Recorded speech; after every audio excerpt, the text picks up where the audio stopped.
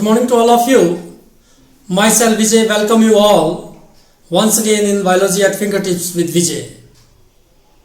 My dear friends, we are discussing the biodiversity. Today, I want to discuss the importance of the species diversity to the ecosystem and the various causes of loss of biodiversity.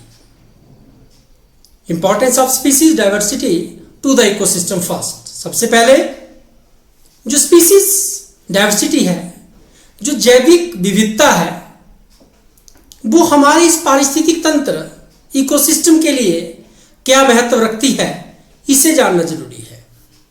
My dear friends, the exact answer for this particular importance of the species diversity to the ecosystem, I don't think so it is clear to any of the ecologists. क्या जो species number है किसी एक community में, क्या वो ecosystem की functioning के लिए, उसकी प्रॉपर फंक्शनिंग के लिए क्या जरूरी है और वो क्या रोल प्ले करता है? Does the number of species in a community really matter to the functioning of the ecosystem? Or what is the relation between species diversity and community or ecosystem stability? Species diversity, जैविक विविधता, species diversity और ecosystem stability, इनके बीच का क्या relation है? इन प्रश्नों के लिए कोई एग्जैक्ट आंसर आज तक इकोलॉजिस्ट के पास नहीं है, पर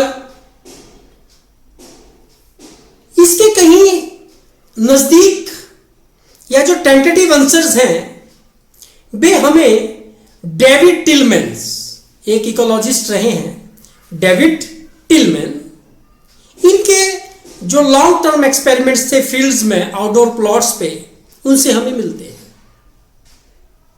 So I have written no exact answer is there, but David Tillman's long-term experiments using outdoor plots provide some tentative answers. जो डेविड टिलमैन ने लॉन्ग एक्सपेरिमेंट किए काफी समय के लिए, जो उनके एक्सपेरिमेंट जो आउटडोर फील्ड्स में चले, बाहर पारिस्थितिक तंत्र में उन्होंने किए, इकोसिस्टम में उन्होंने किए, उनका जो कंक्लूजन था वो क्या था? इन्होंने पाया कि जिन जिन इकोसिस्टम में स्पीसीज डाइवर्सिटी ज्यादा है, नंबर ऑफ स्पीसीज ज्यादा है, जिन कम्युनिटीज में, इकोसिस्टम्स में, ये कम्युनिटी से इकोसिस्टम बनते हैं, उनमें ईयर टू ईयर जो वेरिएशंस थी टोटल बायोमास की, वो कम थी.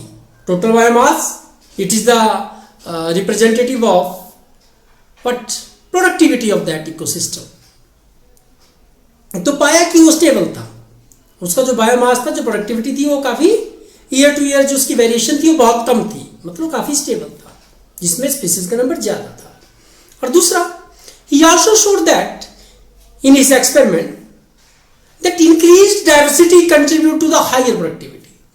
ये दो चीजें इन्होंने पाई कि जब स्पीसीज की डाइवर्सिटी उन्होंने अपने एक्सपेरिमेंट में बढ़ाई तो प्रोडक्टिविटी भी ज्यादा हुआ और जो स्टेबिलिटी है वो भी ज्यादा हुई. तो we can say in this way by the David Tilman's long term experiments, we can say that the greater number of the what species in a community or ecosystem, it led to the higher productivity and hence the sustenance of more and more organism and higher stability.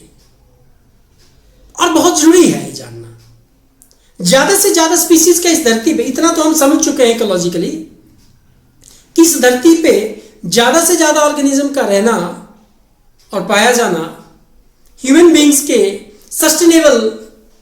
Human being की sustainability के लिए बहुत जरूरी है, हमारे जीवन की निरंतरता को बनाए रखने के लिए बहुत जरूरी है. पर अगर एग्जैक्टली मैं कहूं कि how many species of the ants, how many species of the birds, how many species of the various animals, they are important to us. तो इसका आंसर शायद हम एग्जैक्टली नहीं दे पाते हैं।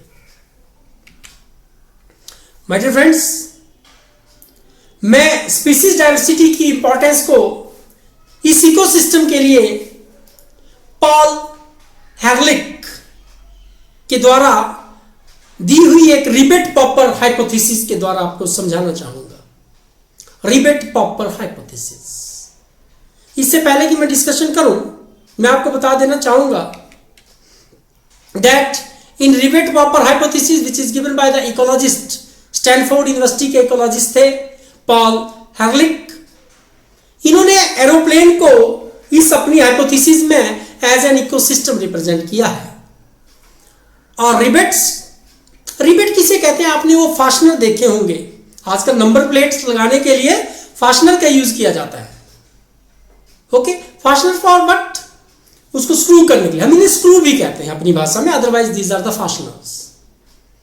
तो जो रिबेट है, रिबेट को माना है एक जहाज को हमने इकोसिस्टम माना, एक एरोप्लेन को हमने इकोसिस्टम माना है, और उस जो एरोप्लेन है उसके ऊपर जो फास्टनर्स लगते हैं, जो रिबेट लगते हैं, उन्हें एज अ स्पीसीज माना है।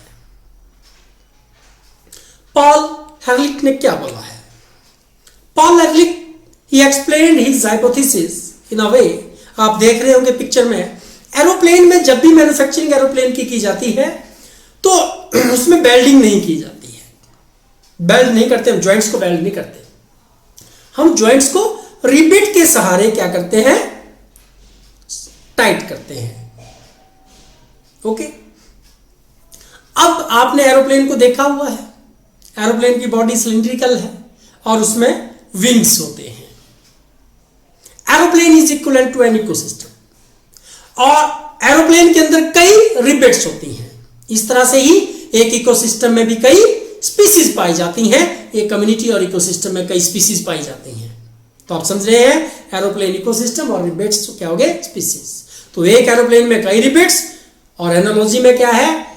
एनालॉजी में क्या पढ़ा रहा हूं कि एक इकोसिस्टम में कई स्पीसीज हो सकती हैं।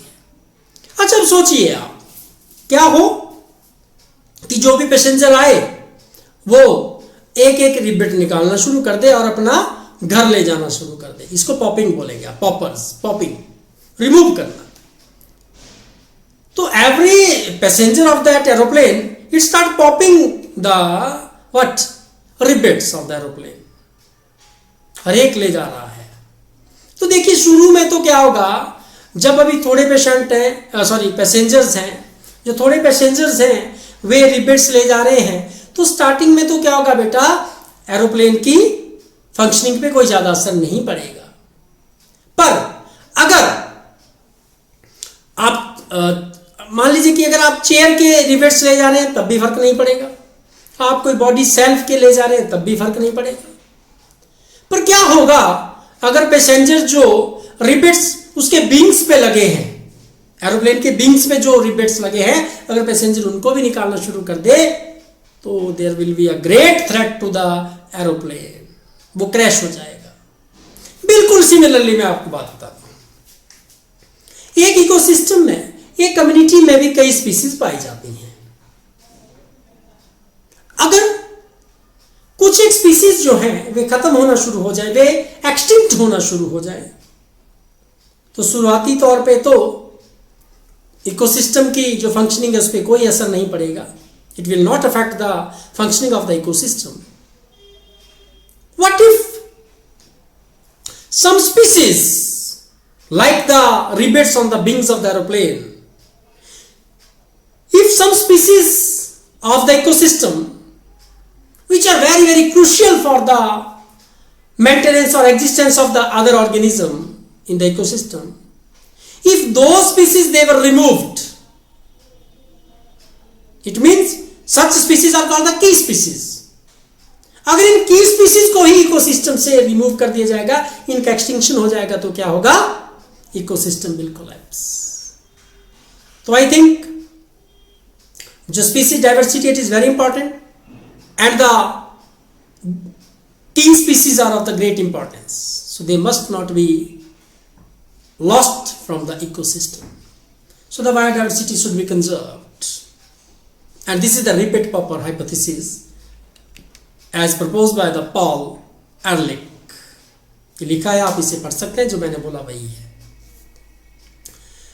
तो ये था कि जो बायोडाइवर्सिटी है that is very important to us. Now I am going to discuss with you if it is very important to us, the species diversity is important to us for the sustainability of the human on this planet earth. अगर मैं अर्थ को एक ecosystem मानूं, इसके ऊपर हमारी निरंतरता को बनाए रखने के लिए बहुत जरूरी है अगर बायोडाइवर्सिटी, तो we must know that how the biodiversity is getting lost. Now we will discuss about the loss of biodiversity. देखिए, biodiversity is nothing, it is the wealth present on the biological wealth present on the earth in the form of flora, that is the plants, fauna mean animals and microorganisms. तो biodiversity loss क्या होगा? It is the loss of the biological wealth present on earth in the form of flora, that is plants, fauna means animals and microorganism due to various reasons. अलग अलग कारणों से जब हमारी धरती से लिविंग ऑर्गेनिज्म का जो एक्सटिंक्शन हो रहा है, इसे ही बायोडाइवर्सिटी लॉस कहते हैं। मैं आपको बता दूं, पिछले 500 वर्षों में near about 784 species they have been got lost. मैंने ब्लैक बोर्ड पे लिखा है, पिछले 500 वर्षों में 784 स्पीसीज एक्सटिंक्ट हुई हैं। Out of this 338 were vertebrates, 359 were invertebrates and 87 are plants. ये एक्सटिंक्ट हो गए, विलुप्त हो गए इस धरती से। और जो लास्ट 20 ईयर्स है, जो रिसेंट टाइम में जो लास्ट 20 ईयर्स है, उनमें जो 27 स्पीसीज है वे एक्सटिंक्ट हो चुकी हैं।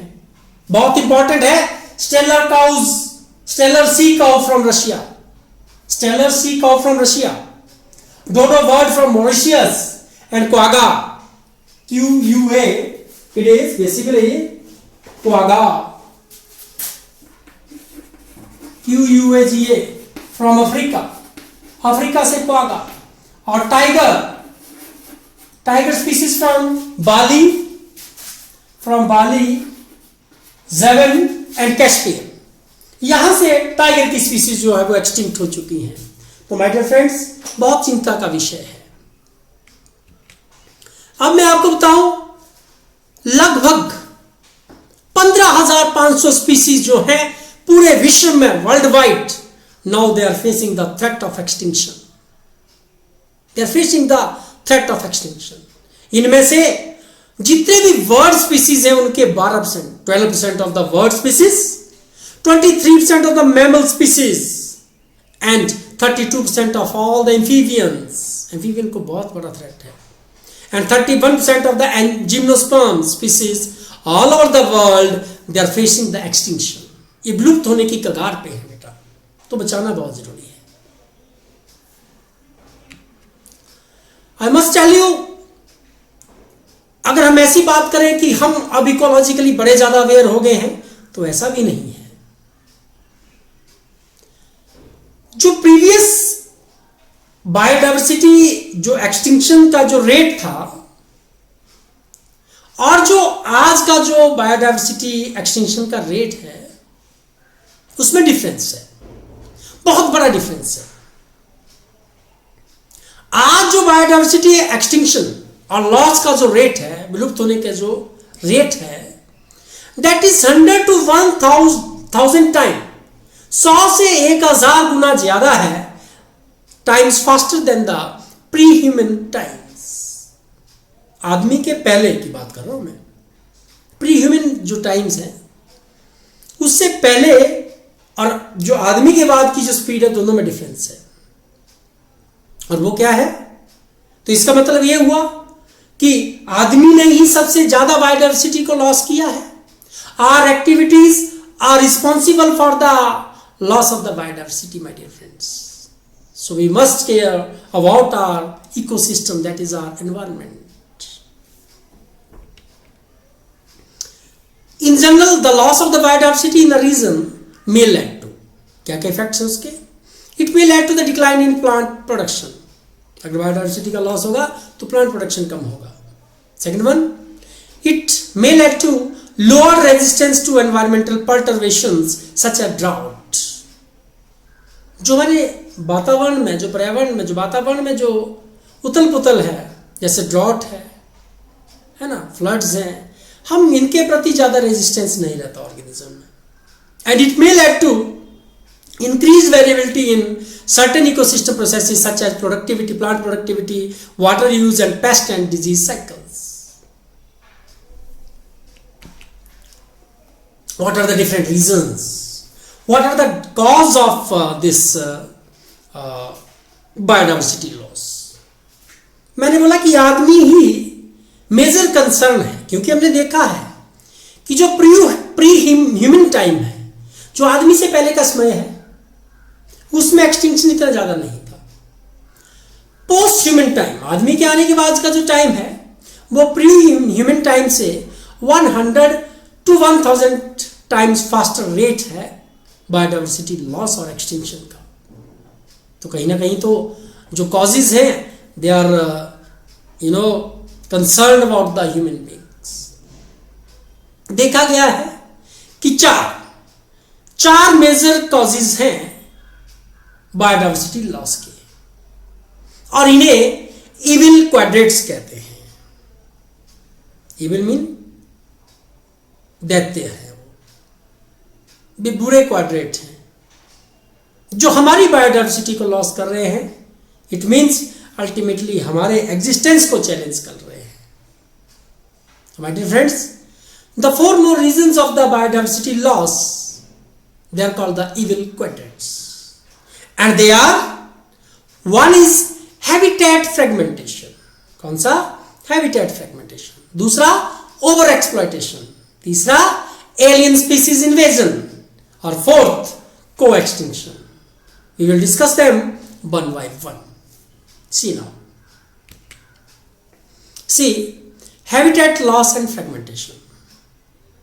क्या देखा आपने? देखिए क्या होता है habitat loss में, देखेंगे आप देख रहे हो, आप इस पिक्चर से देख सकते हैं। पहले जो एरिया था, अगर आप एक पैच में देखें फॉरेस्ट है, और बिल्कुल दूर अगर आपको धुंधला दिखाई दे रहा है, वहां पे भी फॉरेस्ट है। बीच की जो लैंड है, हमने कल्टीवेटेड लैंड में कर दिया आज इसको create. Agriculture ecosystem is the one of the largest man made ecosystem. तो हमने इस इकोसिस्टम को जो चेंज कर दिया, हमने जो इसके अंदर रह रहे ऑर्गेनिज्म थे, उनके हैबिटेट को हमने या तो खत्म ही कर दिया या उसको टुकड़ों में तोड़ दिया। आप देख सकते हैं, हमने ये पाया है। अगर मैं मोस्ट ड्रास्टिक एग्जांपल आपको दूं हैबिटेट लॉस का, तो ये ट्रॉपिकल रेन फॉरेस्ट का है। हमारी धरती पे पहले जो ट्रॉपिकल रेन फॉरेस्ट थे, वो पूरी अर्थ के 14% एरिया पे थे, but now they have been reduced to not more than 6%. अब ये जंगल 6% से भी ज्यादा नहीं है, धरती को नहीं कवर करते हैं। इसका मतलब कि जो ऑर्गेनिज्म यहाँ पे रहते थे, उनका हैबिटेट तो लॉस हुआ है। जब आवास ही नहीं बचेगा, जब घर ही नहीं बचेगा, तो ऑर्गेनिज्म एक्सटिंक्ट हो जाया करते हैं। और ऐसा ही आपको मैं बताऊं, अमेजॉन रेन फॉरेस्ट है, इन्हीं में से एक अमेजॉन रेन फॉरेस्ट है, जिन्हें लंग्स ऑफ द प्लेनेट कहा जाता है, जो मिलियंस ऑफ स्पीसीज को हार्बर करते हैं। और वहां से अब बहुत ज्यादा मिलियंस ऑफ स्पीसीज को जो कट किया जा रहा है, रिमूव किया जा रहा है, किस लिए? For the production of soybeans, and there is the conversion of the grassland, okay, for raising the beef cattles. तो बहुत ज्यादा जो स्पीसीज हैं अब वो लॉस्ट हो रही हैं, और धीरे धीरे जो वहां के ऑर्गेनिज्म हैं वो भी विलुप्त होते जा रहे हैं, एक्सटिंक्ट होते जा रहे हैं। तो हमें क्या करना है? We should not alter the, we should not fragment the, we should not destroy the habitat of the natural organism और the natural biodiversity. Second one cause is over exploitation. आदमी बहुत लालची है। हम लोग किसी भी बायोडाइवर्सिटिकल जो ऑर्गेनिज्म है उनका हम सस्टेनेबल यूज करने के लिए उनका यूज नहीं कर पाते हैं, उनकी सस्टेनिटी बनी रहे हम ऐसा यूज नहीं कर पाते हैं, हम उन्हें ओवर एक्सप्लॉइट कर लेते हैं। और इसके कारण ही मैं आपको बता दूं, पिछले 500 ईयर्स में कई ऐसे ऑर्गेनिज्म हैं जो विलुप्त हो गए हैं, और इनमें से एक है, this is the reason of the over exploitation. आप देख रहे हैं हम वनों को अंधाधुंध काट रहे हैं, ओवर एक्सप्लॉइटेशन है। ये प्लांट स्पीसीज अब विलुप्त होती जा रही हैं, एक्सटिंक्ट होती जा रही हैं। One of the over exploited organism जो भी इस धरती पे नहीं है, it is no more here, it is the Russia Steller sea cow. Now, the second one is the passenger pigeon. It is also overexploited by the human, and now it is no more a part of our biodiversity. ये हमारी biodiversity का हिस्सा रहा ही नहीं है बेटा। तो second cause is over exploitation. तो हमें क्या करना है? We should not over exploit the organism, we should use them in a sustainable manner. Third one is very important, alien species invasion. Alien species क्या होता है? ये वो स्पीसीज है जो हमारे लोकल है, जो हमारा इकोसिस्टम है वो वहां पे नहीं पाई जाती हैं, पर उन्हें या तो बाहर से, या तो अनइंटेंशनली या डेलिबरेटली, किसी भी रूप में मैं आपको बता दूं, या तो हमें पता ही नहीं लगा कि हम अपने इकोसिस्टम में ले आए, और या तो हमने इसको चाह के लाया हो किसी भी पर्पज के लिए, whatever may be the purpose. When some other from some other area, the species they are introduced into an area, then it is found that they will become the cause of extinction of the many indigenous species. ये बहुत ज़्यादा indigenous species का जो invader के रूप में काम करती हैं और indigenous species को विलुप्त कर देती हैं, उनके हैबिटेट को क्या करती हैं? उनके हैबिटेट के ऊपर वो कब्जा कर लेती हैं। ऐसे एग्जांपल्स मैं आपको दे रहा हूं वो एलियन स्पीसीज के। करती कैसे? यहाँ पे प्रश्न ये भी है। They will compete with the indigenous species and make them away from that habitat. They will graze over them, they will do the predation of the particular indigenous species. Parasitism उनका कर लेती है, उनको खत्म कर देती हैं, पॉइजनिंग से या डिजीज ट्रांसमिशन से उन्हें खत्म कर देती हैं। these are the ways how an alien species impact other species. Then मैं आपको एक एग्जांपल दे रहा हूं। एग्जांपल है Victoria lake in East Africa. यहां पे क्या हुआ, ये जो आपको फिश दिखाई दे रही है, दिस इज सिस्लिड फिश, और वहां पे इससे बहुत ज्यादा इसकी स्पीसीज थी। क्या हुआ वहां पे? ये नील पर्च इंट्रोड्यूस किया गया। जब लेक विक्टोरिया में नील पर्च नामक एक मछली को इंट्रोड्यूस किया गया तो उसने क्या किया, वहां की लगभग कौन सी जो सिस्लिड फिश थी उसकी 200 स्पीसीज को एक्सटिंक्ट कर दिया। It became the Nile perch became an invader in the Lake Victoria in East Africa. One more example, आपने बहुत कॉमनली देखा होगा कांग्रेस ग्रास पार्थेनियम। ये the most common invader in our fields, और इसने वहां की जो क्रॉप से उनको खत्म कर दिया है, फसलों को खत्म कर दिया है। One more is there, it is lantana. फुलबेरी बोलते हैं, फुल्लू बोलते हैं अपनी भाषा में बेटा हम। This is the lantana. Lantana as a जो प्रिकली हर्ब था वो लाया गया, but now it is the one of the most common invader of our fields, our grasslands, destroying the local indigenous species of the plants and other. Then Eichhornia is जलकुंभी कहते हैं इसे। पंजाब में, UP में जहां हमारे प्लेन रीजन है वहां पे बहुत कॉमन है। ये पानी के अंदर पाया जाता है, and it is the one of the cause for the increased biological oxygen demand, BOD for the organisms. ये कवर कर देता है पूरे के पूरे तालाब को ही, और बाकी जितनी स्पीसीज वहां पे हैं, कुछ एक प्लांट्स की और कुछ एनिमल्स की, उनको खत्म कर देता है। एक आपके सामने है क्लेरियास गैरिपिनस। देखिए क्लेरियास गैरिपिनस एक ऐसी फिश है जिसे इलीगल तरीके से एक्वाकल्चर के लिए ग्रो किया जाता है, और ये हमारी इसे बेसिकली क्लेरिया जो it is African catfish, catfish की कैटेगरी एक बार अफ्रीकन कैटफिश है, और इसने लगभग जो है मैं आपको बता दूं हमारी जो लोकल कैटफिशेज है उनको खत्म कर दिया है। Getting my point? So it is posing a threat to the indigenous catfishes in our rivers, Clarias gariepinus। तो ये भी एक इन्वेडर के रूप में काम कर रहा है। तो एलियन स्पीसीज का किसी पर्टिकुलर हैबिटेट के अंदर आना और वहां की इंडिजिनियस स्पीसीज को खत्म कर देता है, ये जो इफेक्ट है ये बहुत खतरनाक है। किसी भी ऑर्गेनिज्म को किसी इकोसिस्टम में इंट्रोड्यूस करने से पहले सोचना पड़ेगा कि उसका कहीं कोई इंपैक्ट तो नहीं है। This is the local catfish. ऐसी कई कैटफिशेस का जो भविष्य है वो क्लेरियास गैरिपिनस ने दांव पे लगा दिया है। One more factor of the habitat loss is को एक्सटिंक्शन। को एक्सटिंक्शन क्या होता है?